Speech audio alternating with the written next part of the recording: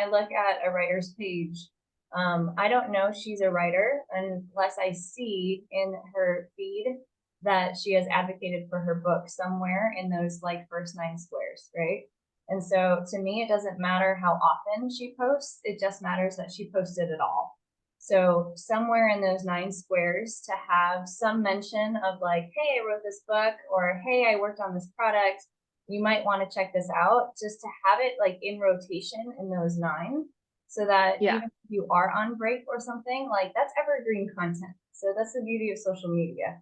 We forget that like it's still going to be there even when we're on break or something, or taking a vacation, and like the world's not going to blow up if we don't post all the time. So the maybe it's less of a you need to do this twice a week. Maybe it's more of a, as long as you're doing it once every 9 posts, right? And you get to decide. I think you get to feel out like, huh, I sold 5 books this week as a result of me sharing about my book this week. It's crazy how that happens.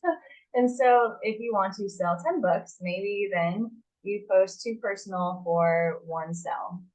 Or in my own, it's like a picture of my cats, and then a book review of somebody else's, and then a photo of me and my family, and then something about my book, like maybe like an excerpt or something. And so like you get to feel out whether it feels like enough or not.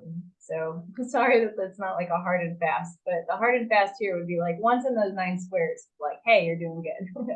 Yeah, I love that because, like you said, even when you're on break, it is evergreen.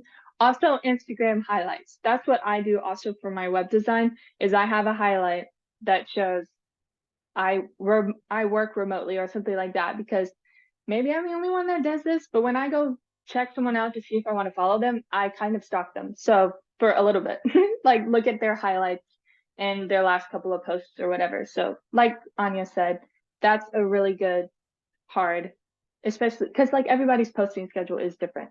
But I also know that Jid's one of my fellow students at my school, so I know she hasn't published a book yet. But what Anya said about like taking them on that writer journey, so sharing an expert, sharing an aesthetic, like just letting people know kind of where you are in the process, works really well too.